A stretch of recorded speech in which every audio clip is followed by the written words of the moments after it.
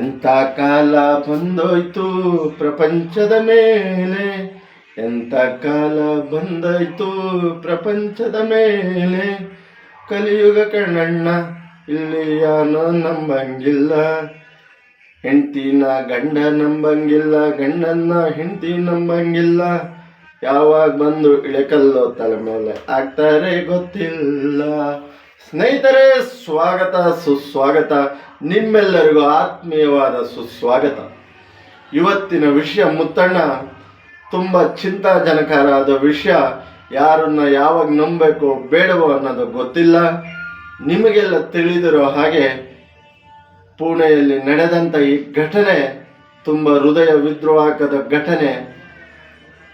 ಒಬ್ಬ real estate ಉದ್ಯಮಿಯ ಆಗಿರೋ ಕೋಟ್ಯಾಂತರ ರೂಪಾಯಿ ಮಗನ ಯಾರೋ ಆಗಲಿ, ತಂದೆ ತಾಯಿ ಒಬ್ಬ ಮಗನ ಮದುವೆ ಅಂದರೆ ಅದು ನಮ್ಮ ಸಂಸಾರದಲ್ಲಿ, ನಮ್ಮ ಜೀವನದಲ್ಲಿ, ತಂದೆ ತಾಯಿ ಜೀವನದಲ್ಲಿ ನಿಜವಾದ ಒಂದು ಮುಕ್ಕಾಲು ಜೀವನದ ಘಟ್ಟ. ಅದು 1% ಜೀವನ ಇದ್ದರೆ 1/3 ಜೀವನದ ಘಟ್ಟ. ಆ ಘಟ್ಟದಲ್ಲಿ ಮಗನ ಮದುವೆ ಅನ್ನೋದೊಂದು ಖುಷಿ.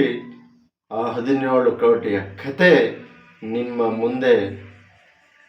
ಉದಯಪುರದ ಮೆಹಲ್ನಲ್ಲಿ ಮಗನ ಮದುವೆ ಮಾಡಬೇಕು ಅಂತ ತಂದೆ ಉದ್ಯಮಿಯವರು ಒಂದು ದೊಡ್ಡ ರಾಜ ಮೆಹಲ್ನೇ ಒಂದು ತಯಾರಿ ಮಾಡಿರ್ತಾರೆ. ಆ ತಾಯಿಯ ಕಣ್ಣೀರು ವಿಡಿಯೋದಲ್ಲಿ ನೋಡಿದೆ. ಎಂಥ ಶ್ರೀಮಂತರಾಗಿರಲಿ ಎಂಥರೇ ಆಗಿರಲಿ, ಮಕ್ಕಳನ್ನು ಕಳ್ಕೊಂಡಾಗ ನೋವಾಗುತ್ತಲ್ಲ, ಯಾಕೆ ಕ್ರೂರಿಗೂ ಬೇಡ ಕಣ್ಣು. ಯಾಕೆ ಮಾತು? ಚೇತನ್ ಅಗರ್ವಾಲ್ ಅವರ ಸಾವು ಒಂದು ವಿಚಿತ್ರ ಘಟನೆಯಾಗಿದೆ. ಚೇತನ್ ಅಗರ್ವಾಲ್ ಅವರು, ಸಿಯಾ ಗೋಯಲ್ ಅವರು ಒಂದೇ, ಅವರ ಕುಟುಂಬ ಬಿಸ್ನೆಸ್ ಪಾರ್ಟ್ನರ್. ಏನು ನಿರ್ಧಾರ ಮಾಡಿರ್ತಾರೆ, ಕುಟುಂಬದವರೆಲ್ಲ ಒಂದಾಗಿ ಇದ್ದಾರೆ. ಅಂದರೆ ಇದು ಒಂದು ಸಂಬಂಧ ಬೆಳೆದ್ರೆ ನಮ್ಮ ಇನ್ನೂ ಚೆನ್ನಾಗಿ ನಮ್ಮ ಬಿಸ್ನೆಸ್ಸು ಇವರಿಗೆ ಎಲ್ಲ ಒಟ್ಟಾಗುತ್ತೆ, ಇನ್ನೂ ನಮ್ಮ ಸಂಬಂಧ ದೃಢವಾಗುತ್ತೆ ಅಂತ ಹೇಳಿ ಚೇತನ್ ಅಗರ್ವಾಲ್ ಅವರ ಕುಟುಂಬ ಹಾಗೆ ಸಿಯಾ ಗೋಯಲ್ ಅವರ ಕುಟುಂಬ ಒಂದಾಗಿ ಮದುವೆ ಫಿಕ್ಸ್ ಮಾಡ್ತಾರೆ. 2-3 ತಿಂಗಳಿಂದ ಮದುವೆ ತಯಾರಿಗಳು ನಡೆಯುತ್ತಾರೆ. ಜನವರಿ 1ಗೆ ಹೋಗಿರ್ತಾರೆ.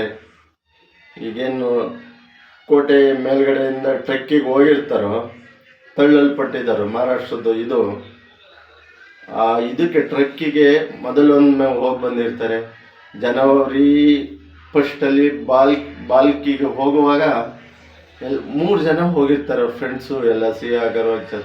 ಆದರೆ ಈ ಹುಡುಗನ ಪಾಸ್ಪೋರ್ಟೇ ಅಲ್ಲಿ ಕಳ್ತನ ಆಗುತ್ತೆ.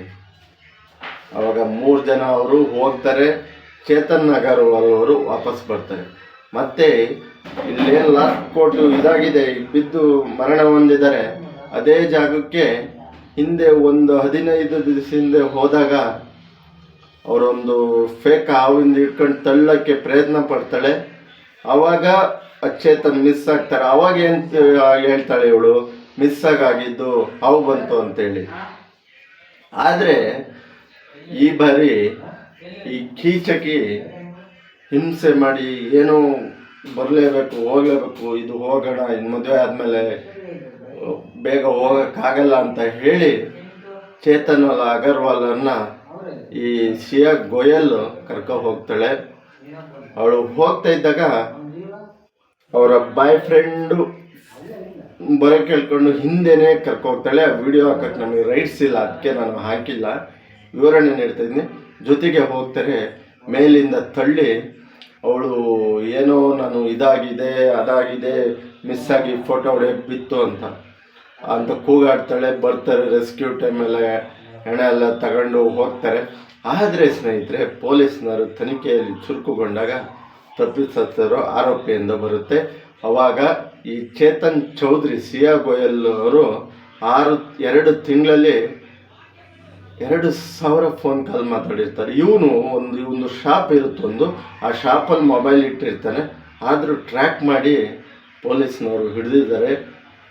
ಇವಳಿಗೆ ಮದುವೆ ಇಷ್ಟ ಇರಲಿಲ್ಲ, ಹಾಗಾಗಿ ಇವನ್ನ ಕೊಲೆ. ಮದುವೆ ಇಷ್ಟ ಇರಲಿಲ್ಲ ಅಂದರೆ ಇವಳು ಹೇಳಿದ್ರು ಏನಾಗ್ತಿತ್ತು? ಅನ್ಯಾಯವಾಗಿ ಒಬ್ಬ ಮಗನ ಬಲಿ ತಗೊಂಡಲ್ಲ. ಯಾವ್ದ್ರ ಪ್ರೀತಿ? ನಿನ್ನ ಮದುವೆ ಇಷ್ಟ ಇಲ್ಲ ಅಂದರೆ ಹೇಳಿಲ್ದಿದ್ರೆ ಅವ್ನ ಪಡೆಗೆ ಅವ್ರು ಬಿಟ್ಟು ಬೇರೆ ಸಂಸಾರನಾರು ಹುಡ್ಕೊಳ್ಳೋಣಲ್ಲ. ಅನ್ಯಾಯವಾಗಿ 26 ವರ್ಷದ ಯುವ ಬಿಸ್ನೆಸ್ ಮ್ಯಾನ್ ಉದ್ಯಮಿಯನ್ನು ಇವಳು ಕೊಲೆಗೈದಿದ್ದಾಳೆ. ಚೇತನ್ ಚೌಧರಿ, ಸಿಯಾ ಗೋಯಲ್ ಇಬ್ಬರು ಸೇರಿ ಅವನ್ನ ಕೊಲೆ ಮಾಡಿದ್ದಾರೆ. ತನಿಖೆ ಹಂತದಲ್ಲಿದೆ. ಎಲ್ಲ ಸತ್ಯ ಒಪ್ಕೊಂಡಿದ್ದಾರೆ.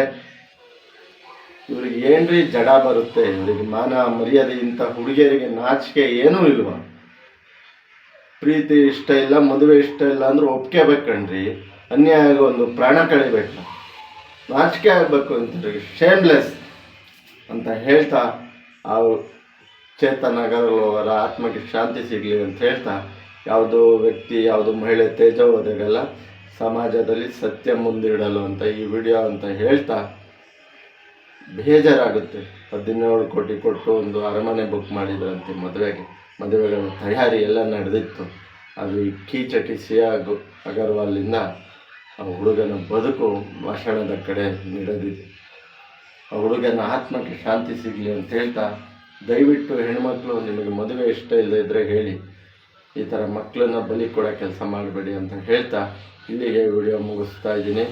ಯಾರೋ ವ್ಯಕ್ತಿಯ ತೇಜೋವಧೆ ಮತ್ತೊಂದು ತೆಗಳಿಕೆಗೆಲ್ಲ ಸಮಾಜದ ಮುಂದೆ ಸತ್ಯ ಇಡಲು ಅಂತ ಹೇಳ್ತಾ ಇಲ್ಲಿಗೆ ವಿಡಿಯೋ ಮುಗಿಸ್ತಾ ಇದ್ದೀನಿ. ಜೈ ಶ್ರೀರಾಮ್, ಜೈ ಜಗನ್ನಾಥ್, ಜೈ ಸಂಗೊಳ್ಳಿ, ಜೈ ಭೀಮ್.